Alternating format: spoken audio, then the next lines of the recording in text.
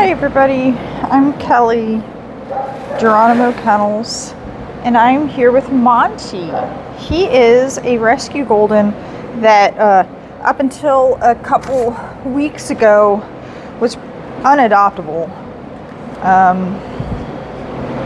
because he's a horrible fear biter, but I think it was because he was abused and not socialized.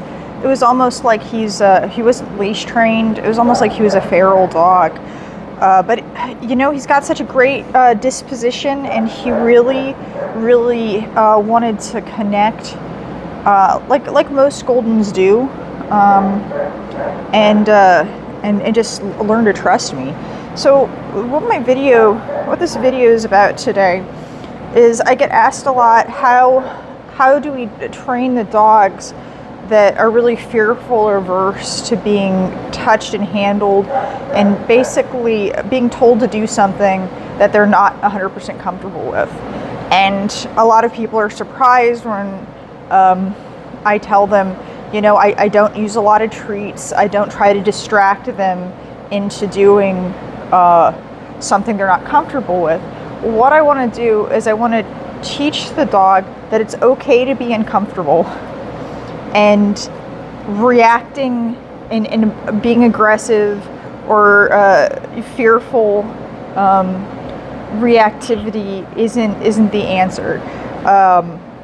That you want to just, I want the dog to be aware of what's happening and process it and think through it and learn to trust me. And if I'm constantly distracting him into doing what I want him to do or what I need to get done, I'm not really teaching him how to deal with things and how to handle pressure and to trust me through it. You just saw Monty yawn. He's a little nervous because he doesn't understand why I'm standing here talking to myself. You probably think he probably thinks I'm going crazy. Stay. So I will use food. So Monty here has been on the table about 4 or 5 times because in the last few weeks, I just didn't want to introduce him to a high pressure, to a situation where he was going to be really challenged. His comfort level was going to be challenged until he was ready. So I do give him treats on the table, but I'm not using it as a means of distracting him. Those like lick mats that you see, I mean I think they're pretty dumb. Just because if your dog doesn't stand still for a bath, it's because he needs to be trained to stand still for a bath, not eat peanut butter, right? And there is something to be said for creating a positive association with things that the dog has a negative association with, and I totally understand that, and that's, you know, common sense. It's fine, but what's going to benefit the dog long term is trusting you and learning how to deal with being uncomfortable and uncomfortable in scary situations, and depending on you to work through it, because you're going to come across those in real life in an uncontrolled situation. So right now we're just teaching him in a controlled situation that's systematic to be uncomfortable and trust me. So he was up on the table. Put this in my pocket. Good boy. Good. So what we're going to work on is jumping down off the table. Good boy. Just a few weeks ago, you couldn't touch him on the face with anything like this, or else he'd just be really reactive. But he's I'm so proud of him. Come on, Monty, let's go. Oh, good boy. That was great. All right. So I'm going to bring him over to the table. All right. I'm not going to let him just jump on it. If he wants to sniff and check stuff out, that's okay too. I'm working with a dog. He's never seen grooming equipment or any of this stuff. If he's curious about it, I let him be. Good boy. Hey. All right. Okay. Good boy. You want to jump up? Come on. You want to jump up? Oh, good boy. That's wonderful. Good boy. Yay. And when I first put him on the table, he was super scared. He didn't bite me or be aggressive, but I saw him starting he's really seized up and starting to have that fear response. Good, but he's learning to deal with it. So what I'm going to work on with him today is touching his feet and introducing the nail trimmer, okay? And what you're going to notice is that there's going to be no trimming of nails, all right? I'm going to show it to him. Good boy. Good. All right. Stand. Good. You see he's a little uncomfortable with that, but that's okay. No. Stand. Good. Good boy. All right, so I'm going to pick up 1 foot at a time. I start with the back feet. Stand. Good boy.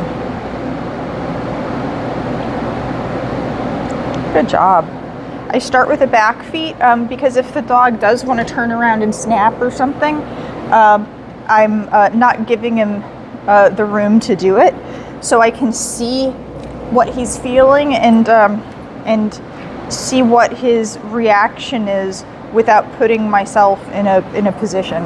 Good boy. All right, so I'm going to put my nail trimmer up. Good boy. Easy. I'm going to go ahead and put it on his nails. I'm not going to trim.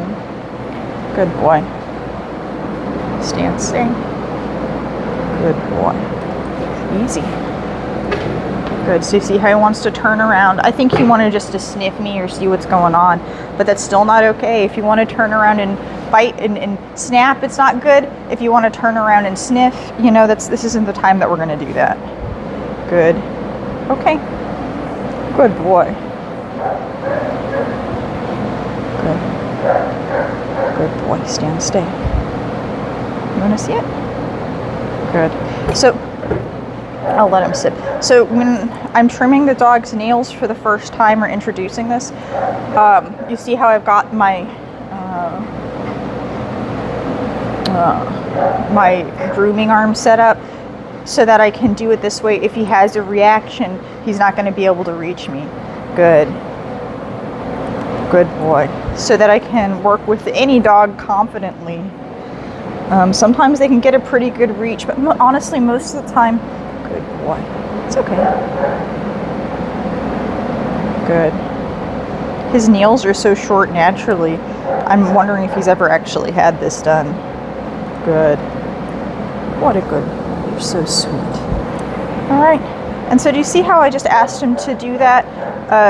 If you can have a cookie. I'm not distracting him. I'm teaching him how to deal with something that's uncomfortable. You want that instead? Yeah. Good boy. I'm teaching him how to be a little bit uncomfortable, but work through it and trust me, and nothing bad happens, and we get a little treat at the end. Good boy. Good boy. But what I'm doing is I'm teaching him to work through it and process it and trust me, instead of distracting him. So that was my video for today. Look out for Monty. He's going to be adoptable. He's going to be up for adoption at some point. I think we're going to put him in a foster first, just to get him used to the sights and the sounds of living in a house more than I can. I do my best to bring him in the house and do training sessions, but I want him to go and live with a family just as he continues his progress. All right, thank you.